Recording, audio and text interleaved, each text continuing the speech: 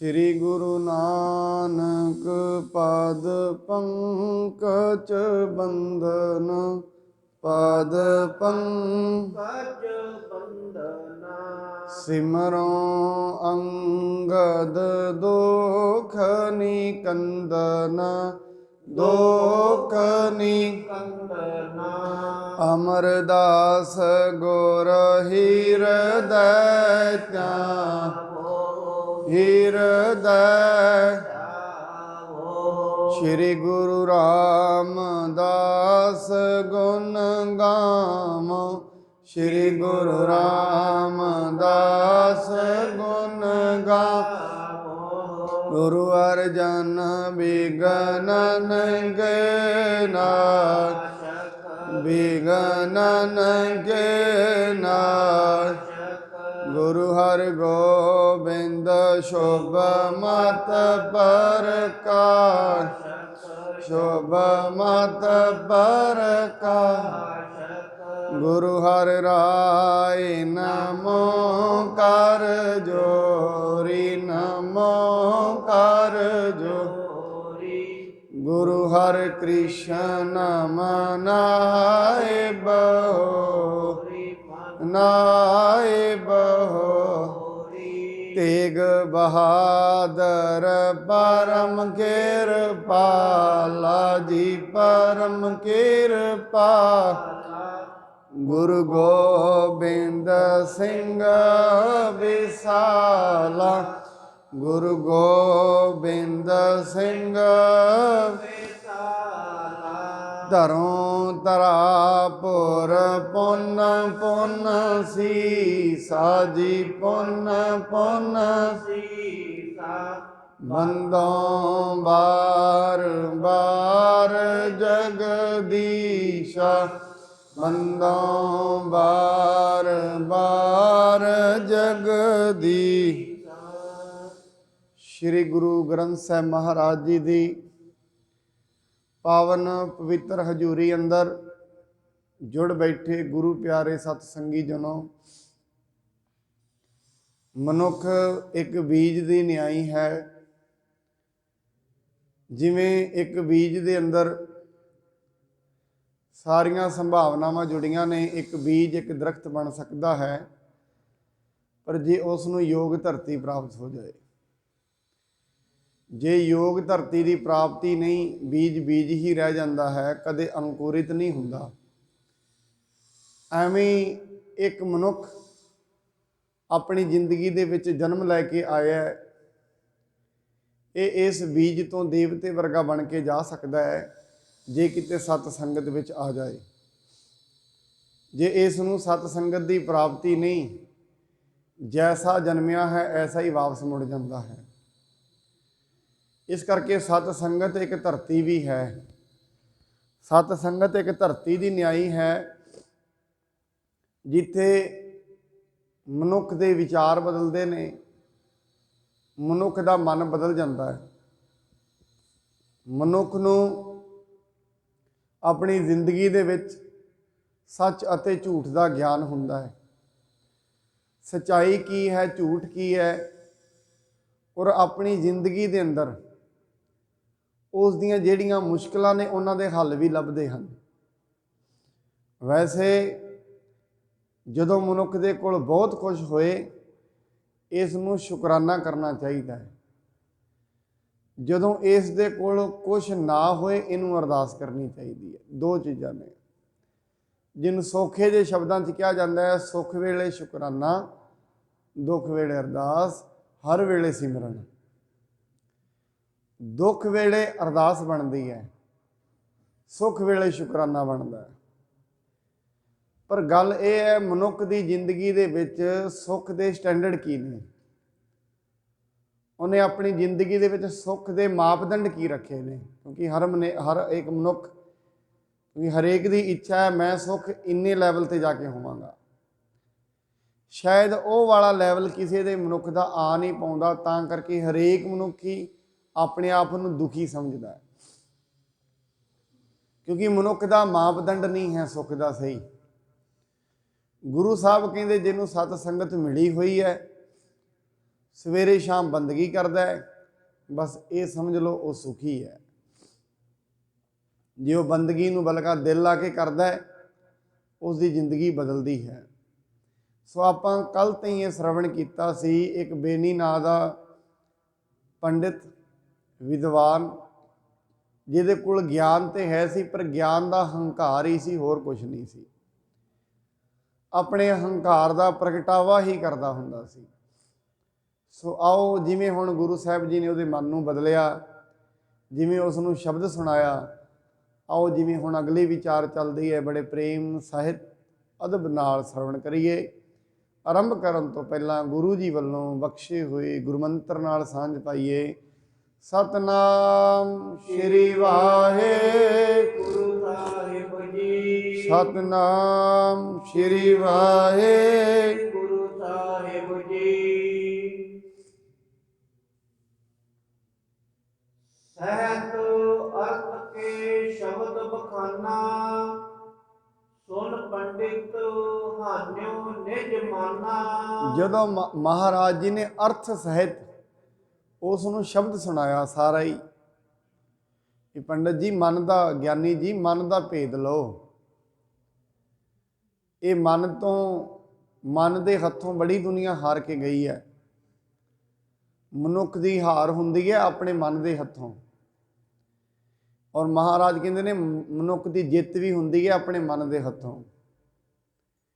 जेड़े अपने मन के अगे गोडे टेक जाते हैं, हार जाते हैं, वो जिंदगी च हारे हुए मनुख हुंदे ने।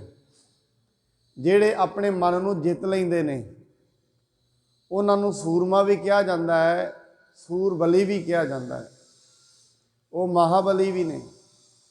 महाराज कहते मन जीता जग जीत, मन नूं जित लैना ही जगत नूं जित लैना है। इस करके मनुख नूं मन के जितण दे उत्ते पूरा जोर रखना चाहिए। मनुख के मन दे विच 24 घंटे पता नहीं किन्ने हज़ार विचार आउंदे होणगे। एक तो हिसाब लगाया जाता है 70,000 विचार मनुख के मन में आउंदे ने 24 घंटिया। हौली हौली जिमें जिमें बंदगी करेगा विचारों की गिनती घट रही है। जिमें जिमें बंदगी करता एक समय ऐसा आता है विचार आने ही बंद हो जाते हैं। जिन्होंने कहते हैं निर्विकल्प समाधि लग जाती है। उत्थे फिर विचार नहीं, ध्यान जुड़ जाता है बस एक परमेश्वर विच। ये सारा प्रोग्राम उदों हुंदा है जदों मनुख विचारशील बने, गुरबाणी नूं बार बार विचारे। मैं कल भी बेनती की साध संगत, एक पशु अपनी जिंदगी नहीं बदल सकता, ना अपनी आदत बदल सकता, उसकी मजबूरी है। जेड़े अज तो पहला कुत्ते सन, कूकर सन, अज तई वो बिना गल तो भौंक लेंदे ने गड्डियां नूं। उन्होंने 70 वारी लोकां मारिया पर वो समझते नहीं। एक पशु है, उसकी आदत हुंदी है दूजे दे खेत विच जाके दूजे दा दाना फक्का चुगना, उसकी आदत है। उन्होंने बड़ी वारी जिमीदार डंडे भी मारदा फिर भी वो नहीं मुड़दा। क्यों? क्योंकि उसदे अंदर विचार नहीं है, विचार की शक्ति उसदे अंदर नहीं। एक मनुख ऐसा है जिहदे अंदर विचार दी ते अनुभव करने की शक्ति है। इस करके मनुख अपनी कीती हुई गलती नूं समझ सकता है, अपनी कीतियां हुई गलतियां तो समझ लै सकता है। मनुख नूं पता लग सकता है जिहड़ी गलती इहने अज कीती है, इहनूं विचार के उहनूं ठीक कर सकता है। पशु अपन आदत नहीं बदल सकते। कारण की है? पशु की मजबूरी है, विचारशील नहीं है। इस करके शुरू तो लैके जिहड़ियां आदत शेर विच सन अज भी ने, जिहड़ियां आदत एक कुत्ते विच सन, कूकर विच सन अज भी ने, जिहड़ियां एक गधे विच सन अज भी ने। पर कई मनुख ऐसे होए ने जिन्हां ने इहो जिहियां आदत नहीं, अपन आदत बदल लईआं, अपने आप को बदल लिया। मनुख दे विच ये शक्ति है, ये अपने आप को बदल सकता है, जीव जंतु नहीं बदल सकते। इस करके जदों तई मनुख विचारशील नहीं होया, विचार आरंभ नहीं किया, उदों तई ये पशु तो वड्डा नहीं है। क्योंकि पशु रोटी खाता है, सो जाता है, उसदे अंदर विचार ही कोई नहीं, उहदी जिंदगी उन्नी की है। घुरनियां विच शेर रहिंदे ने, गुफावां विच रहिंदे ने, मनुख घरां विच रहिंदे ने, फर्क तो बस इन्ना ही है। ਨਾ ਸ਼ੇਰ ਨੇ ਕਦੀ ਵਿਚਾਰਿਆ, ਨਾ ਮਨੁੱਖ ਨੇ ਕਦੀ ਵਿਚਾਰਿਆ। ਜਿਹੜੇ ਮਨੁੱਖ ਨੇ, ਸਾਰਿਆਂ ਦੀ ਤੇ ਗੱਲ ਨਹੀਂ, ਵਿਚਾਰਸ਼ੀਲ ਵੀ ਬੜੇ ਨੇ। ਨਾ ਕਦੇ ਮਨੁੱਖ ਨੇ ਵਿਚਾਰ ਕੀਤੀ ਜ਼ਿੰਦਗੀ ਕੀ ਹੈ, ਸੱਚਾਈ ਕੀ ਹੈ, ਝੂਠ ਕੀ ਹੈ, ਉਹਨੇ ਵੀ ਨਹੀਂ ਕੀਤੀ, ਕਦੇ ਪਸ਼ੂ ਨੇ ਵੀ ਨਹੀਂ ਕੀਤੀ। ਪਸ਼ੂ ਖਾਣ ਪੀਣ ਸੌਣ ਤੋਂ ਵੱਡਾ ਨਹੀਂ ਹੈ। ਜਿਹੜੇ ਮਨੁੱਖ ਵਿਚਾਰ ਨਹੀਂ ਕਰਦੇ ਉਹ ਵੀ ਇਸ ਤੋਂ ਵੱਡੇ ਨਹੀਂ ਹਨ। ਇਸ ਕਰਕੇ ਗੁਰੂ ਮਹਾਰਾਜ ਜੀ ਕਹਿੰਦੇ ਨੇ, ਉਹਨੇ ਗੁਰੂ ਸਾਹਿਬ ਜੀ ਦਾ ਬਚਨ ਸੁਣ ਕੇ ਆਪਣੇ ਹੰਕਾਰ ਨੂੰ ਦੂਰ ਕਰ ਲਿਆ ਹੈ। ਮਨ ਸਭ ਹੋਏ ਵਿਚਾਰਨ ਲਾਗਾ, ਉਚਰਤ ਸਤਿ ਕਰਤ ਅਨੁਰਾਗਾ। ਮੁਨਸਬ ਹੋ ਕੇ, ਆਪਣੇ ਆਪ ਨੂੰ ਕਰਤਾ ਹੋ ਕੇ ਵਿਚਾਰਨ ਲੱਗਿਆ ਵੀ ਜੋ ਗੁਰੂ ਜੀ ਕਹਿੰਦੇ ਨੇ ਇਹ ਸੱਚ ਕਹਿ ਰਹੇ ਹਨ। ਕਿਰਪਾ ਦ੍ਰਿਸ਼ਟ ਪੁਨ ਗੁਰ ਨੇ ਕੀਨਸ, ਅੰਤਰ ਬ੍ਰਿਤੀ ਹੋਏ ਸੁਖ ਚੀਨਸ। ਜਦੋਂ ਗੁਰੂ ਸਾਹਿਬ ਜੀ ਨੇ ਉੱਤੇ ਕਿਰਪਾ ਕੀਤੀ, ਅੰਤਰਬਿਰਤੀ ਬਣ ਕੇ, ਅੰਤਰਬ੍ਰਿਤੀ ਦੇ ਵਿੱਚ ਸਥਿਰ ਹੋ ਕੇ ਹੁਣ ਸਮਝਣ ਲੱਗਾ ਹੈ। ਜਨਮ ਜਨਮ ਕੋ ਸੁਪਤ ਜਗਾਇਓ, ਨਿਜ ਸਰੂਪ ਆਤਮ ਪ੍ਰਗਟਾਇਓ। ਜਨਮ ਜਨਮ ਦੇ ਸੁੱਤੇ ਹੋਏ ਨੂੰ ਗੁਰੂ ਜੀ ਨੇ ਜਗਾ ਦਿੱਤਾ। ਕਿਉਂਕਿ ਸਾਧ ਸੰਗਤ ਮਨੁੱਖ ਅੱਜ ਦਾ ਨਹੀਂ, ਇੱਕ ਤੇ ਹੁੰਦਾ ਹੈ ਸਰੀਰ ਕਰਕੇ ਸੋਣਾ, ਰਾਤ ਨੂੰ ਸੌਂਦਾ ਹੈ ਮਨੁੱਖ, ਸਵੇਰੇ ਜਾਗ ਪੈਂਦਾ ਹੈ, ਇਹ ਸਰੀਰ ਦਾ ਸੋਣਾ ਹੈ। ਇੱਕ ਮਨੁੱਖ ਦਾ ਮਨ ਬਿਨਾਂ ਵਿਚਾਰ ਤੋਂ ਸੁੱਤਾ ਹੋਇਆ, ਔਰ ਕਈ ਜਨਮਾਂ ਦਾ ਸੁੱਤਾ ਹੋਇਆ ਹੈ, ਅੱਜ ਦਾ ਨਹੀਂ ਹੈ। ਬਹੁਤ ਜਨਮ ਵਿਛੜੇ ਥੇ ਮਾਧੋ, ਬੜੇ ਜਨਮਾਂ ਤੋਂ ਵਿਛੜਿਆ ਹੋਇਆ ਹੈ। ਇਹ ਜਨਮਾਂ ਜਨਮਾਂ ਦੇ ਵਿਛੜੇ ਨੂੰ ਗੁਰੂ ਦਾ ਸ਼ਬਦ ਜਗਾਸ ਦਿੰਦਾ ਹੈ। ਬਾਣੀ ਕਹਿੰਦੀ ਰੇ ਜਨ ਉਥਾਰਹਿ ਦੱਬਿਓ, ਇਹ ਜਨਾ ਉਥਾਰੇ ਦੇ ਵਿੱਚ ਦੱਬਿਆ ਹੋਇਆ ਹੈ। ਉਥਾਰੇ ਦਾ ਇੱਕ ਰੋਗ ਹੁੰਦਾ ਹੈ, ਕਹਿੰਦੇ ਉਹਦੇ ਵਿੱਚ ਤੂੰ ਦੱਬਿਆ ਹੋਇਆ ਹੈ, ਤੈਨੂੰ ਸਮਝ ਨਹੀਂ, ਸੋਝੀ ਨਹੀਂ, ਗੁਰੂ ਦਾ ਸ਼ਬਦ ਸੁਣ ਕੇ ਵੀ ਤੂੰ ਜਾਗਿਆ ਨਹੀਂ। ਸਾਧ ਸੰਗਤ ਜਿਨ੍ਹਾਂ ਦੇ ਮਨ ਕਠੋਰ ਨੇ ਨਾ, ਜਿਸ ਮਨੁੱਖ ਦਾ ਮਨ ਕਠੋਰ ਹੈ, ਕਠੋਰ ਮਨ ਤੇ ਗੁਰੂ ਦਾ ਸ਼ਬਦ ਅਸਰ ਨਹੀਂ ਕਰਦਾ। ਜਿਵੇਂ ਪੱਥਰ ਦੇ ਉੱਤੇ ਪਾਣੀ ਕੋਈ ਅਸਰ ਨਹੀਂ ਕਰਦਾ, ਐਵੇਂ ਕਠੋਰ ਮਨ ਦੇ ਉੱਤੇ ਗੁਰੂ ਦਾ ਸ਼ਬਦ ਕੋਈ ਅਸਰ ਨਹੀਂ ਕਰਦਾ। ਹਜ਼ਾਰਾਂ ਵਾਰੀ ਉਹਨੂੰ ਗੁਰੂ ਦਾ ਸ਼ਬਦ ਸੁਣਾਓ, ਉਹ ਸਮਝੇਗਾ ਹੀ ਨਹੀਂ। ਕਿਉਂ? ਅੰਦਰ ਚਿੱਤ ਪੱਥਰ ਬਣਿਆ ਬੈਠਾ ਹੈ। ਜੋ ਉਹਦੇ ਵਿੱਚ ਵਿਚਾਰ ਨੇ, ਵਿਚਾਰ ਪੱਕੇ ਕਰੀ ਬੈਠਾ ਹੈ। ਗੁਰੂ ਦੇ ਸ਼ਬਦ ਕੀ ਕਹਿੰਦੇ ਨੇ, ਗੁਰੂ ਦੀ ਵਿਚਾਰ ਕੀ ਕਹਿੰਦੀ, ਇਹ ਤੇ ਕਦੀ ਵਿਚਾਰ ਕਰਦਾ ਹੀ ਨਹੀਂ। ਇਸ ਕਰਕੇ ਮਹਾਰਾਜ ਜੀ ਨੇ ਜਦੋਂ ਕਿਰਪਾ ਕੀਤੀ, ਜਨਮਾਂ ਜਨਮਾਂ ਤੋਂ ਸੁੱਤਾ ਜਾਗ ਪਿਆ। ਔਰ ਜਨਮਾਂ ਜਨਮਾਂ ਤੋਂ ਸੁੱਤਾ ਜਦੋਂ ਮਨੁੱਖ ਜਾਗਦਾ ਹੈ, ਉਹਨੂੰ ਫਿਰ ਇਹ ਸਾਰਾ ਪਸਾਰਾ ਝੂਠਾ ਜਾਪਦਾ ਹੈ। ਇਹ ਉਹਦੀ ਪਛਾਣ ਹੈ। ਜਿਹੜਾ ਜਨਮਾਂ ਦਾ ਸੁੱਤਾ ਹੋਇਆ ਮਨੁੱਖ ਜਾਗੇਗਾ, ਕਦੇ ਵੀ ਜਾਗੇਗਾ, ਉਹ ਇੱਕ ਹੀ ਗੱਲ ਕਹੇਗਾ, ਕੂੜ ਰਾਜਾ ਕੂੜ ਪ੍ਰਜਾ। ਦੇਖਾ ਇਹ ਜਿਹੜਾ ਰਾਜਪੁਣਾ ਹੈ ਵੀ ਝੂਠਾ ਹੈ। ਕਿੰਨੇ ਕੁ ਦਿਨ ਚੱਲੇਗਾ? ਉਹ ਤੇ ਆਪਣੇ ਸਰੀਰ ਨੂੰ ਵੀ ਝੂਠਾ ਗਿਣਦਾ ਹੈ, ਰਾਜ ਨੂੰ ਵੀ ਝੂਠਾ, ਪਰਿਵਾਰ ਨੂੰ ਵੀ ਝੂਠਾ। ਕਿਉਂ? ਸਦਾ ਰਹਿਣ ਵਾਲਾ ਨਹੀਂ। ਸਾਧ ਸੰਗਤ ਸੱਚ ਤੇ ਝੂਠ ਕੀ ਹੁੰਦਾ ਹੈ? ਝੂਠ ਦਾ ਮਤਲਬ ਹੈ ਜਿਹੜੀ ਚੀਜ਼ ਸਦਾ ਨਾ ਰਹੇ। ਸੱਚਾਈ ਕੀ ਹੈ? ਜਿਹੜੀ ਚੀਜ਼ ਸਦਾ ਰਹੇ। ਦੁਨੀਆ ਤੇ ਇੱਕ ਪਰਮਾਤਮਾ ਦੇ ਨਾਮ ਨੂੰ ਛੱਡ ਕੇ ਕੋਈ ਵੀ ਚੀਜ਼ ਸਦਾ ਨਹੀਂ ਰਹਿੰਦੀ, ਬਦਲਦੀ ਹੈ। ਝੂਠ ਦਾ ਮਤਲਬ ਹੈ ਜਿਹੜੀ ਚੀਜ਼ ਬਦਲ ਜਾਏ। ਸੂਰਜ ਬਦਲਦਾ ਹੈ, ਪ੍ਰਿਥਵੀ ਬਦਲ ਰਹੀ ਹੈ, ਤਾਰੇ ਬਦਲਦੇ ਨੇ, ਸਭ ਕੁਝ ਬਦਲਦਾ ਹੈ। ਇੱਕ ਪਰਮੇਸ਼ਰ ਦਾ ਨਾਂ ਹੈ ਜਿਹੜਾ ਹਜ਼ਾਰਾਂ ਸਾਲਾਂ ਤੋਂ ਨਹੀਂ ਬਦਲਿਆ, ਇੱਕੋ ਹੀ ਹੈ, ਕਾਨੂੰਨ ਇੱਕੋ ਹੀ ਹੈ, ਹਜ਼ਾਰਾਂ ਸਾਲਾਂ ਤੋਂ। ਅੱਜ ਤੋਂ 500 ਸਾਲ ਪਹਿਲਾਂ ਵੀ ਜਿਹੜੇ ਝੂਠ ਬੋਲਦੇ ਸਨ ਉਹ ਰਸਾਤਲ ਨੂੰ ਗਏ ਨੇ। ਅੱਜ ਤੋਂ 500 ਸਾਲ ਪਹਿਲਾਂ ਵੀ ਜਿਨ੍ਹਾਂ ਨੇ ਹੰਕਾਰ ਕੀਤਾ, ਪਰਮਾਤਮਾ ਨੇ ਉਹਨਾਂ ਨੂੰ ਦੰਡ ਦਿੱਤਾ। ਅੱਜ ਤੋਂ ਪਤਾ ਨਹੀਂ ਕਿੰਨੇ ਹਜ਼ਾਰ ਸਾਲ ਪਹਿਲਾਂ ਧਰੂ ਤੇ ਪ੍ਰਹਿਲਾਦ ਭਗਤ ਹੋਏ। ਹਰਨਾਕਸ਼ ਨੇ ਹਜ਼ਾਰਾਂ ਸਾਲ ਪਹਿਲਾਂ ਹੰਕਾਰ ਕੀਤਾ, ਉਦੋਂ ਵੀ ਸਜ਼ਾ ਮਿਲੀ। ਉਹੀ ਸ਼ਬਦ ਅੱਜ ਵੇਖ ਲਓ, ਅੱਜ ਵੀ ਜੇ ਕੋਈ ਕਰੇਗਾ ਅੱਜ ਵੀ ਉਵੇਂ ਸਜ਼ਾ ਮਿਲੇਗੀ। ਅੱਜ ਤੋਂ ਹਜ਼ਾਰਾਂ ਸਾਲ ਪਹਿਲਾਂ ਵੀ ਜਿਹੜਾ ਨਿੰਦਿਆ ਕਰਦਾ ਸੀ ਉਹਨੂੰ ਸਜ਼ਾ ਮਿਲਦੀ ਸੀ, ਅੱਜ ਵੀ ਕੋਈ ਕਰੇਗਾ ਅੱਜ ਵੀ ਉਹਨੂੰ ਮਿਲੇਗੀ। ਪਰਮਾਤਮਾ ਵਿੱਚ ਬਦਲਾਅ ਨਹੀਂ ਹੈ, ਮਨੁੱਖ ਵਿੱਚ ਬਦਲਾਅ ਹੈ। ਜਿੰਨੀ ਪ੍ਰਿਥਵੀ ਅਸੀਂ ਵੇਖ ਰਹੇ ਹਾਂ, ਸਭ ਵਿੱਚ ਬਦਲਾਅ ਆ ਜਾਂਦਾ ਹੈ। बैठे लगी समाध अडोले, केतक देर मह लोचन खोले। ਬੇਣੀ ਜੀ ਬੈਠਾ ਰਿਹਾ, ਬੇਣੀ ਪੰਡਤ ਬੈਠਦੇ ਬੈਠਦੇ ਉਹਦੀ ਸਮਾਧ ਲੱਗ ਗਈ, ਉਸਨੇ ਅੱਖਾਂ ਨਹੀਂ ਖੋਲੀਆਂ ਹਨ। देख अवस्था गुरु सरहयो, पंडित भये धन दुख लाहयो।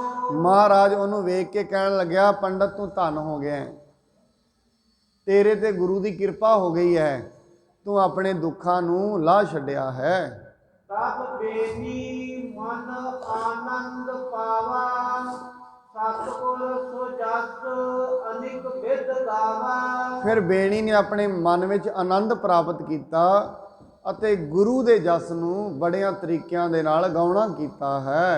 भगत हेत अवतार गोसाई, महिमा तुमरी तुम बन आई। ਮਹਾਰਾਜ ਨੂੰ ਕਹਿੰਦਾ, ਸੱਚੇ ਪਾਤਸ਼ਾਹ ਤੁਹਾਡਾ ਅਵਤਾਰ ਭਗਤੀ ਨੂੰ ਦ੍ਰਿੜ ਕਰਾਉਣ ਲਈ ਹੋਇਆ ਹੈ, ਤੁਹਾਡੀ ਮਹਿਮਾ ਕਹੀ ਨਹੀਂ ਜਾ ਸਕਦੀ, ਤੁਸੀਂ ਕਿੱਡੇ ਮਹਾਨ ਹੋ, ਤੁਹਾਡੇ ਬਾਰੇ ਕਹਿਆ ਨਹੀਂ ਜਾ ਸਕਦਾ ਹੈ। केतक दिन सतगुर के पास, रहो प्रीत धर तज अभ्यास।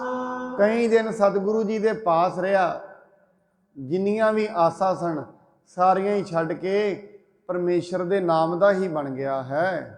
उष्टर भार जे पुस्तक बृंद, सरता बिखे बहाए बिलिंद।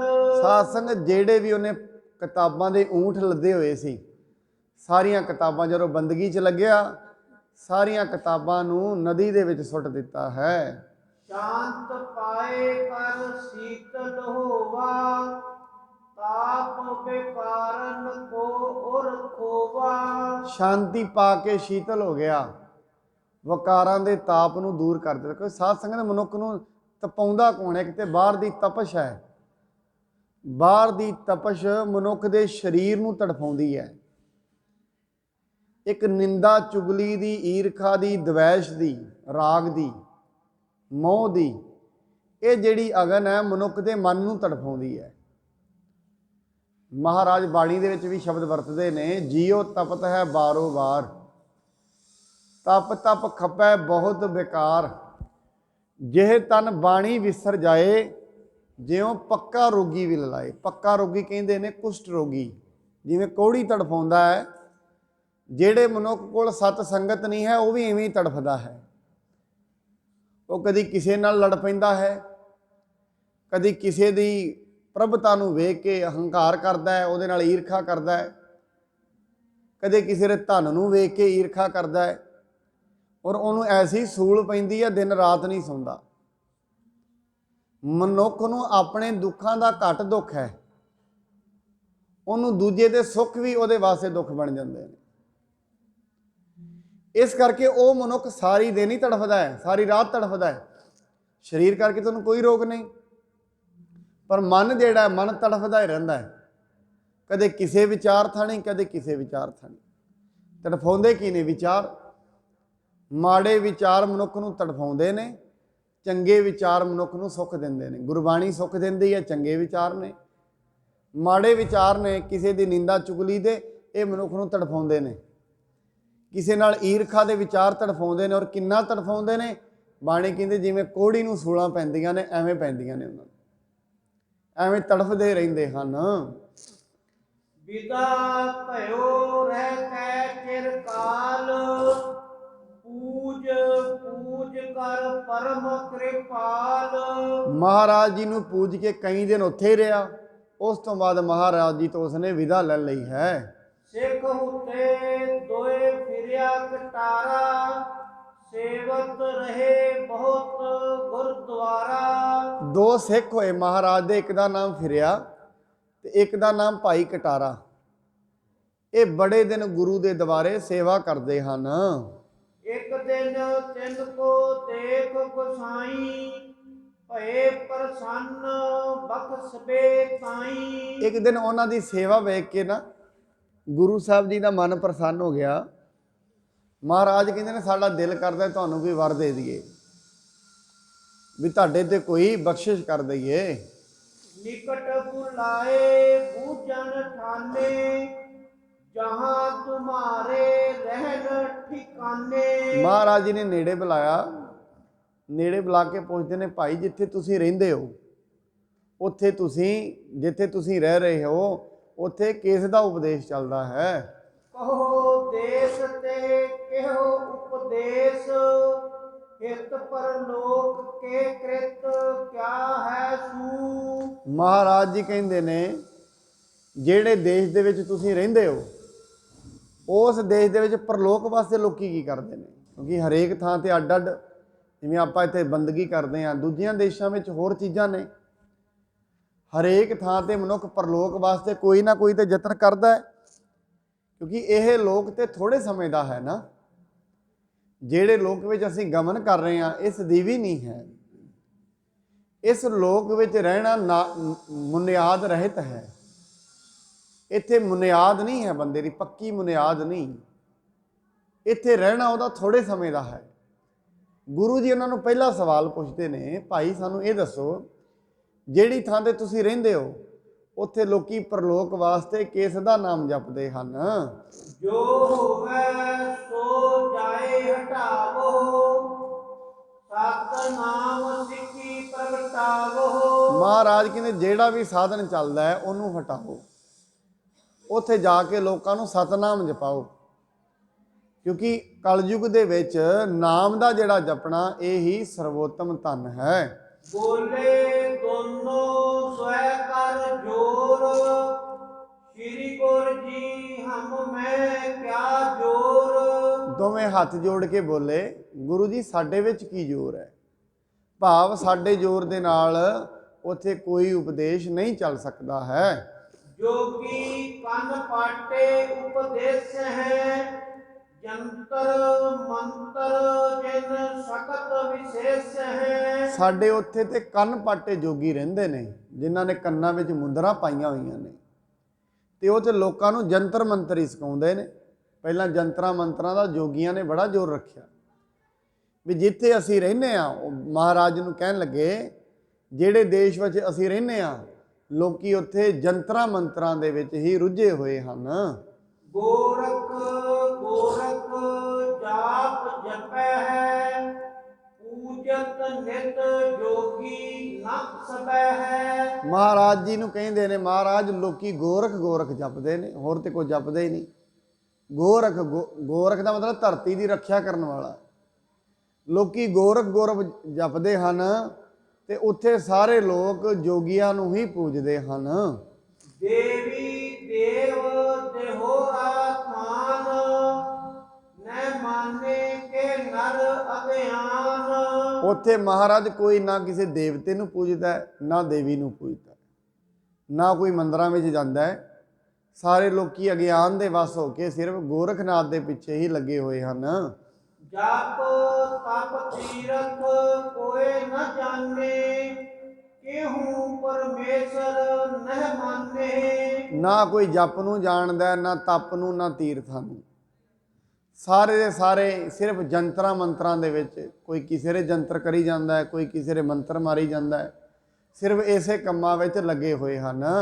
ਭਾਉ ਭਗਤ ਕੋ ਨਾਮ ਨ ਲੈ, ਅਰਥੀ ਮੂਡ ਨਹੀਂ ਸਮਝੇ। ਕੋਈ ਵੀ ਪਰਮੇਸ਼ਰ ਦੀ ਭਗਤੀ ਦਾ ਨਾਮ ਨਹੀਂ ਲੈਂਦਾ, ਸਾਰੇ ਮਾਇਆ ਦੇ ਹੀ ਚਾਹਵਾਨ ਬਣੇ ਹੋਏ ਹਨ।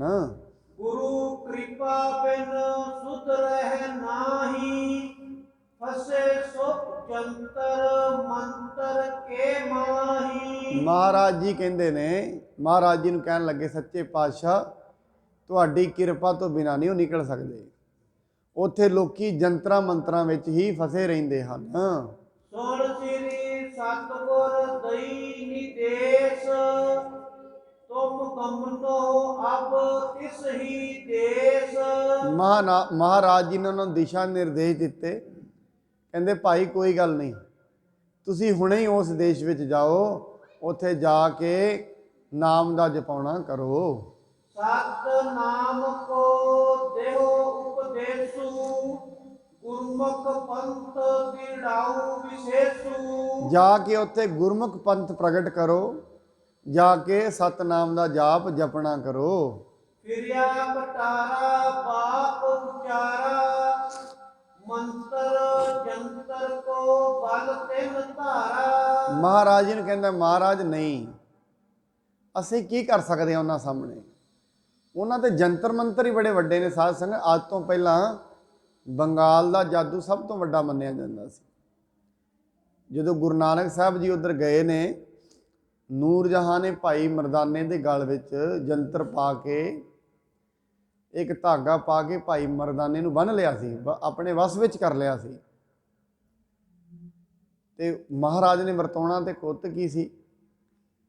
ਤੇ ਭਾਈ ਮਰਦਾਨਾ ਜਦੋਂ ਉੱਥੇ ਉਹਦੇ ਘਰ ਵਿੱਚ ਵੱਜਾ ਹੋਇਆ ਸੀ ਤੇ ਵਿੱਚ ਵਿੱਚ ਬੇਨਤੀਆਂ ਕਰਦਾ ਹੈ, ਮਹਾਰਾਜ ਮੈਨੂੰ ਇਹਨੇ ਫੜ ਲਿਆ ਹੈ, ਮੈਨੂੰ ਬਚਾਉਣਾ ਕਰੋ।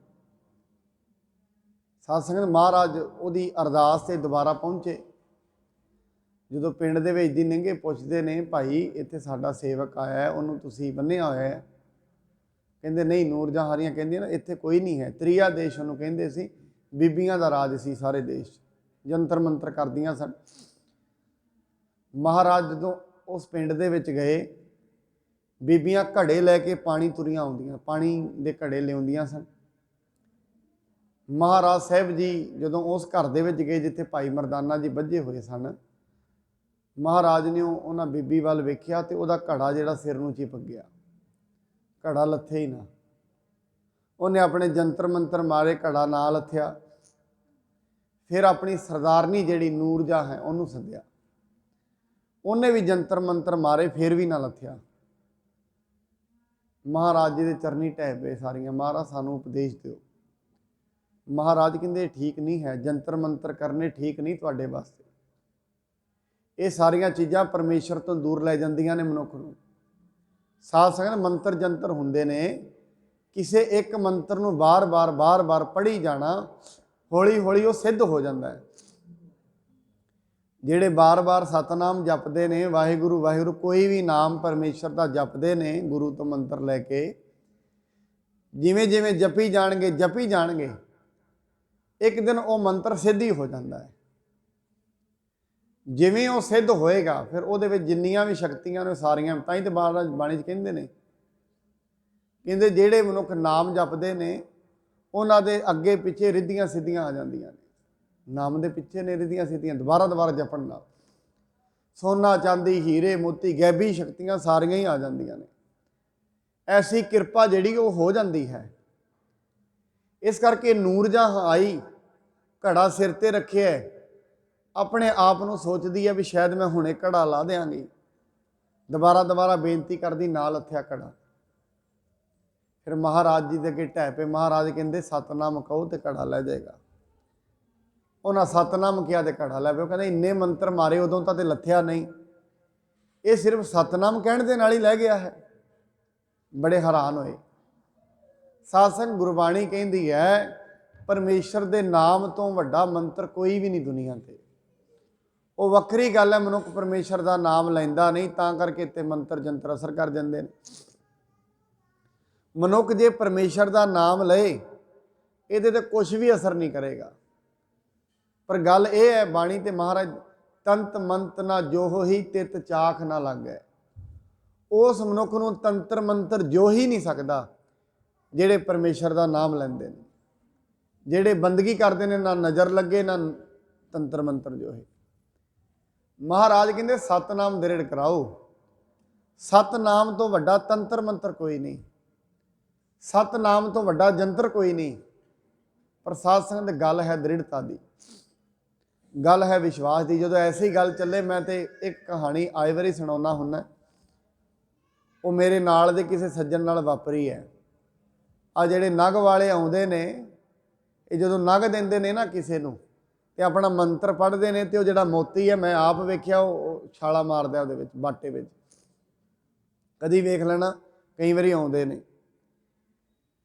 ਉਹ ਇੱਕ ਦਿਨ ਮੰਡੀ ਦੇ ਵਿੱਚ ਹੀ ਗਏ ਤੇ ਉੱਥੇ ਤੰਤਰ ਆਪਣਾ ਵੰਡ ਰਹੇ ਸੀ ਮੋਤੀ। ਕੋਈ ਗੁਰਸਿੱਖ ਸੀ ਉੱਥੇ, ਉਹ ਕਹਿੰਦਾ ਮੇਰੇ ਵਾਰੀ ਤੁਹਾਡਾ ਜਿਹੜਾ ਮੋਤੀ ਹੈ ਇਹ ਛਾਲਾ ਨਹੀਂ ਮਾਰੇਗਾ। ਕਹਿੰਦਾ ਐਸਾ ਹੋ ਹੀ ਨਹੀਂ ਸਕਦਾ। ਕਹਿੰਦੇ ਠੀਕ ਹੈ ਕਰੋ ਤੁਸੀਂ। ਕਹਿੰਦਾ ਚਲੋ ਮੈਂ ਵੀ, ਉਹ ਵੀ ਬਹਿ ਗਿਆ ਕੋਲ। ਉਹਨੇ ਮੰਤਰ ਪੜ੍ਹਨੇ ਸ਼ੁਰੂ ਕੀਤੇ ਤੇ ਇਹ ਵੀ ਬਹਿ ਗਿਆ, ਇਹ ਵੀ ਪੜ੍ਹ ਰਿਹਾ, ਉਹ ਵੀ ਪੜ੍ਹ ਰਿਹਾ। ਉਹ ਮੋਤੀ ਤੇ ਹਿੱਲਿਆ ਹੀ ਨਾ। ਉਹ ਕਹਿੰਦਾ ਮੇਰਾ ਜਿਹੜਾ ਗੁਰੂ ਹੈ ਉਹ ਵੀ ਇੱਥੇ ਹੀ ਹੈ, ਜਿਹਨੇ ਮੈਨੂੰ ਇਹ ਸਿਖਾਈ ਹੈ ਸਾਰੀ ਕਹਾਣੀ। ਮੈਂ ਉਹਨੂੰ ਬੁਲਾਉਣਾ, ਉਹ ਤੇ ਜ਼ਰੂਰ ਹੀ ਇਹਨੂੰ ਉਛਾਲ ਦੇਗਾ ਨਾ। ਬੁਲਾ ਲਾ ਬਈ, ਉਹਨੂੰ ਬੁਲਾ ਲਾ। ਉਹ ਵੀ ਆ ਗਿਆ। ਉਹਨੇ ਵੀ ਆਪਣੇ ਤੰਤਰ ਮੰਤਰ ਪੂਰੇ ਚਲਾਏ ਤੇ ਹਿੱਲਿਆ ਫਿਰ ਵੀ ਨਾ। ਉਹਦਾ ਗੁਰੂ ਪੁੱਛਦਾ ਤੂੰ ਕੁਛ ਪੜ੍ਹਦਾ ਹੈ? ਕਹਿੰਦਾ ਪੜ੍ਹਨਾ ਕੀ ਸੀ? ਕਹਿੰਦਾ ਕੀ ਪੜ੍ਹਦਾ ਹੈ? ਕਹਿੰਦਾ ਮੈਨੂੰ ਤੇ ਗੁਰੂ ਨਾਨਕ ਸਾਹਿਬ ਨੇ ਮੰਤਰ ਦਿੱਤਾ ਹੋਇਆ ਹੈ, ਪਰਮੇਸ਼ਰ ਦਾ ਨਾਮ ਹੀ ਹੈ ਸਾਰਾ। ਇੱਕ ਓਂਕਾਰ ਸਤਿਨਾਮ ਕਰਤਾ ਪੁਰਖ ਨਿਰਭਉ ਨਿਰਵੈਰ ਅਕਾਲ ਮੂਰਤ ਅਜੂਨੀ ਸਹਿਬੰ ਗੁਰ ਪ੍ਰਸਾਦ। ਕਹਿੰਦੇ ਮੈਂ ਤੇ ਇਹੀ ਪੜ੍ਹ ਰਿਹਾ ਸੀ, ਤੁਸੀਂ ਆਪਣਾ ਪੜ੍ਹ ਰਹੇ ਸੀ, ਮੈਂ ਆਪਣਾ ਪੜ੍ਹ ਰਿਹਾ ਸੀ। ਕਹਿੰਦੇ ਬਸ ਜਿੱਥੇ ਪਰਮੇਸ਼ਰ ਦਾ ਨਾਂ ਆ ਗਿਆ ਉਸ ਤੋਂ ਵੱਡਾ ਮੰਤਰ ਬਣਿਆ ਹੀ ਨਹੀਂ ਦੁਨੀਆ ਤੇ। ਪਰਮੇਸ਼ਰ ਦੇ ਨਾਂ ਤੋਂ ਵੱਡਾ ਮੰਤਰ ਨਹੀਂ ਹੈ ਸਾਧ ਸੰਗਤ, ਸਾਰੀ ਦੁਨੀਆ ਤੇ ਨਹੀਂ ਹੈ। ਉਹ ਵੱਖਰੀ ਗੱਲ ਹੈ। ਅੱਜ ਮਨੁੱਖ ਨੂੰ ਪਰਮੇਸ਼ਰ ਦੇ ਨਾਂ ਤੋਂ ਵਿਸ਼ਵਾਸ ਜਿਹੜਾ ਹੈ ਉਹ ਕਮਜ਼ੋਰ ਹੁੰਦਾ ਜਾ ਰਿਹਾ ਹੈ। ਬੰਦੈ ਨਾ ਕਾਹੂੰ ਦੇਖ ਦੇਰ, ਮਾਰ ਦੇਤ ਬੈਰੀ ਬਿਨ ਦੇਰ। ਉਹ ਸਿੱਖ ਡਰਦੇ ਨੇ ਫਿਰਿਆ ਤੇ ਭਾਈ ਕਟਾਰਾ ਕਹਿੰਦੇ ਮਹਾਰਾਜ ਕਿੱਥੇ ਸਾਨੂੰ ਭੇਜਣ ਲੱਗੇ ਹੋ? ਉਹ ਜਿਹੜੇ ਜੋਗੀ ਨੇ ਉਹ ਤੇ ਆਪਣੀਆਂ ਸ਼ਕਤੀਆਂ ਨਾਲ ਬੰਦਾ ਮਾਰ ਦਿੰਦੇ ਨੇ, ਉਹ ਤੇ ਮਨੁੱਖ ਦੀ ਹੱਤਿਆ ਤਾਈਂ ਵੀ ਕਰ ਦਿੰਦੇ ਹਨ। ਬਿਨਾ ਸ਼ਬਦ ਕੇ ਮਤਾਹਾਂ ਸਿਧਾਵੇ, ਸਤ ਨਾਮ ਕੇ ਤਿਨਹੂ ਜਪਾਵੇਂ। ਕਹਿੰਦੇ ਮਹਾਰਾਜ ਸਾਡੇ ਕੋਲ ਸ਼ਕਤੀ ਨਹੀਂ, ਬਿਨਾਂ ਜਪ ਤਪ ਤੋਂ ਅਸੀਂ ਕਿਵੇਂ ਲੋਕਾਂ ਨੂੰ ਨਾਮ ਜਪਾ ਸਕਦੇ ਹਾਂ? ਹੋਵੈ ਪ੍ਰਸੰਨ ਤਿਨ ਸੰਗ ਉਚਾਰਾ, ਅਬ ਤੇ ਪੁਰਹਿ ਸੋ ਪਾਪ ਤੁਮਾਰਾ। ਮਹਾਰਾਜ ਪ੍ਰਸੰਨ ਹੋ ਗਏ, ਕਹਿੰਦੇ ਭਾਈ ਪਰਵਾਹ ਨਾ ਕਰੋ, ਜਾਓ ਤੁਸੀਂ, ਤੁਹਾਡੇ ਨਾਲ ਅਸੀਂ ਖੜੇ ਹਾਂ।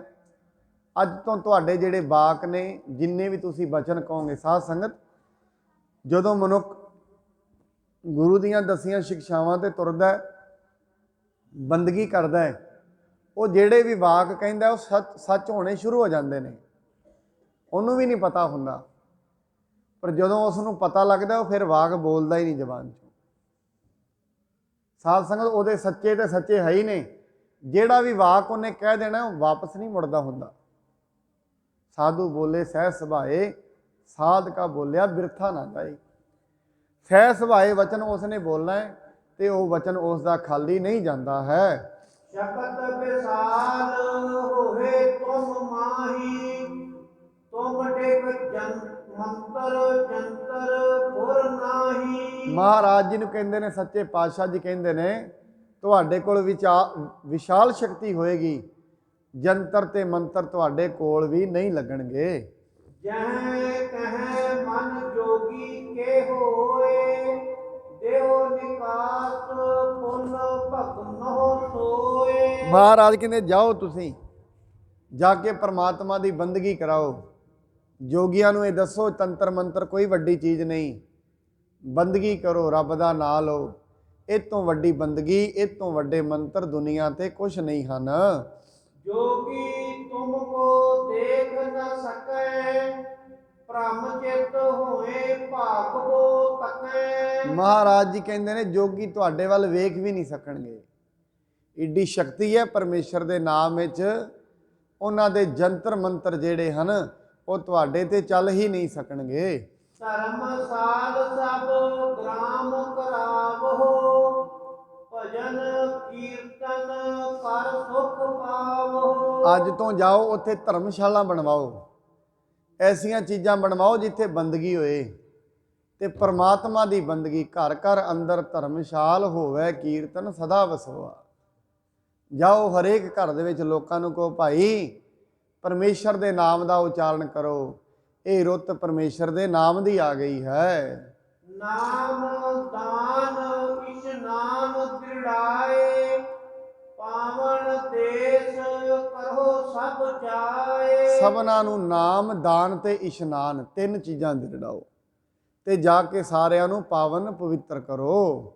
ਆਨ ਮਿਲੇ ਨਰ ਗਨ ਤੁਮ ਜੋਏ, ਪੂਜੇ ਚਰਨ ਬਿਨੇ ਕਹਿ ਸੋਏ। ਬੜੇ ਲੋਕ ਆਉਣਗੇ ਆ ਕੇ ਤੁਹਾਨੂੰ ਪੂਜਿਆ ਕਰਨਗੇ। ਤੁਹਾਡੀ ਪੂਜਾ ਉਸ ਦੇਸ਼ ਵਿੱਚ ਸ਼ੁਰੂ ਹੋ ਜਾਏਗੀ।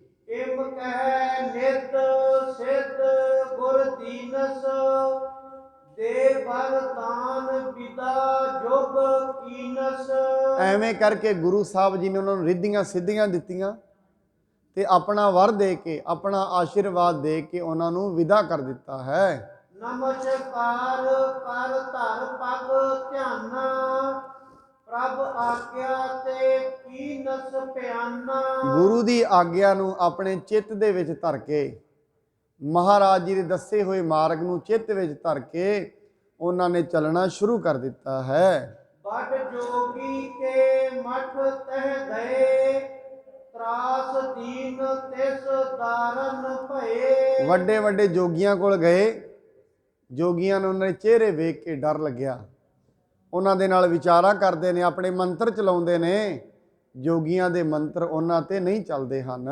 ਸਭ ਤਿਨ ਮੰਤਰ ਜੰਤਰ ਬਲ ਲਾਵਾ, ਉਲਟ ਪਰਿਓ ਜੋਗੀ ਦੁਖ ਪਾਵਾ। ਕਹਿੰਦੇ ਨੇ ਉਹਨਾਂ ਨੇ ਮੰਤਰਾਂ ਦਾ ਜ਼ੋਰ ਤੇ ਬੜਾ ਲਾਇਆ, ਪਰ ਮੰਤਰ ਉਲਟੇ ਹੀ ਪੈ ਗਏ ਉਹਨਾਂ ਨੂੰ।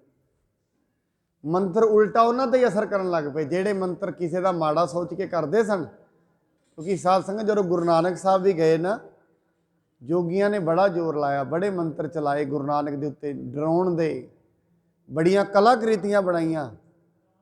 ਪਰ ਮਹਾਰਾਜ ਕੌਣ ਝੱਲੇ ਸਤਿਗੁਰੂ ਦੀ ਝਾਲਾ? ਗੁਰੂ ਦੀ ਝਾਲ ਨੂੰ ਕੌਣ ਚੱਲ ਸਕਦਾ ਹੈ?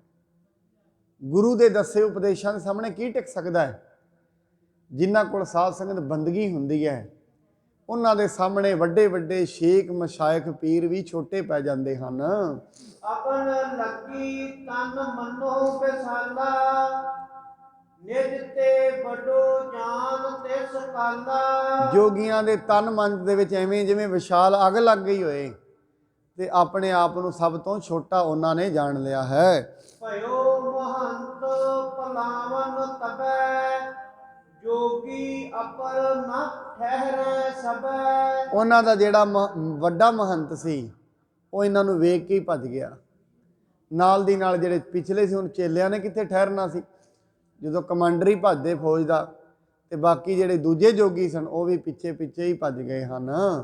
ਦੇਖ ਬਾਜ ਕੋ ਖਪ ਜਿਮ ਭਾਜ, ਦੇਖ ਬਾਜ ਕੋ ਖਪ ਜਿਮ ਭਾਜ, ਜਨ ਮ੍ਰਿਗ ਚੱਲੇ ਕਿਹਰੀ ਗਾਜ।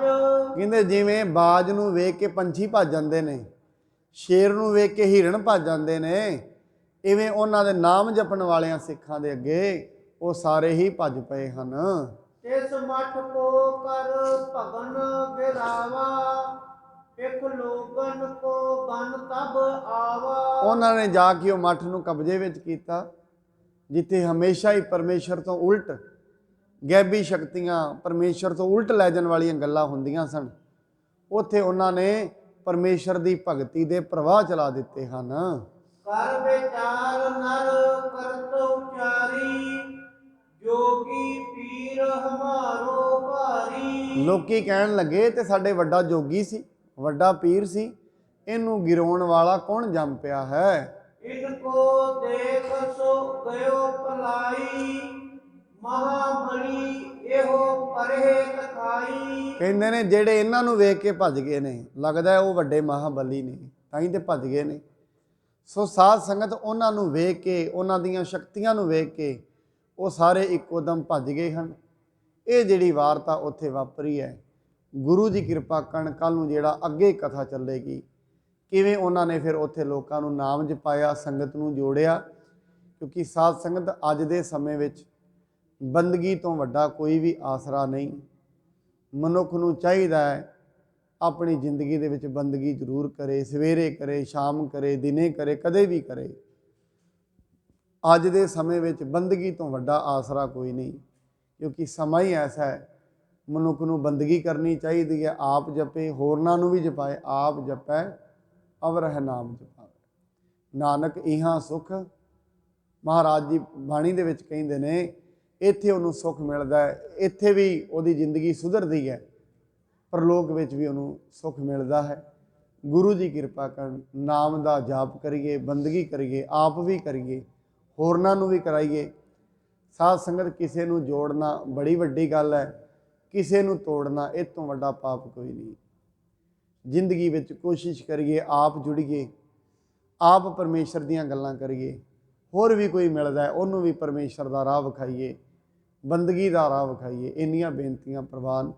ਗੁਰੂ ਜੀ ਕਿਰਪਾ ਕਰਨ, ਆਪ ਸਭ ਨੂੰ ਨਾਮ ਦੀ ਦਾਤ, ਗੁਰਬਾਣੀ, ਗੁਰਸਿੱਖੀ ਦੀ ਦਾਤ ਬਖਸ਼ਣ, ਪਾਵਨ ਸਤ ਸੰਗਤ ਵਿੱਚ ਆਉਣ ਦਾ ਉਦਮ ਉਪਰਾਲਾ ਬਖਸ਼ਣ, ਦੇਹ ਰੋਗਤਾ ਦੀ ਦਾਤ ਬਖਸ਼ਣ, ਤਾਂ ਜੋ ਆਪ ਜੀ ਐਵੇਂ ਹੀ ਸਤ ਸੰਗਤ ਵਿੱਚ ਆ ਕੇ ਆਪਣੇ ਜ਼ਿੰਦਗੀ ਦੀਆਂ ਅਮੋਲਕ ਘੜੀਆਂ, ਜਿਨ੍ਹਾਂ ਦਾ ਮੁੱਲ ਹੀ ਕੋਈ ਨਹੀਂ, ਉਹਨਾਂ ਨੂੰ ਸਫਲ ਕਰ ਸਕੋ।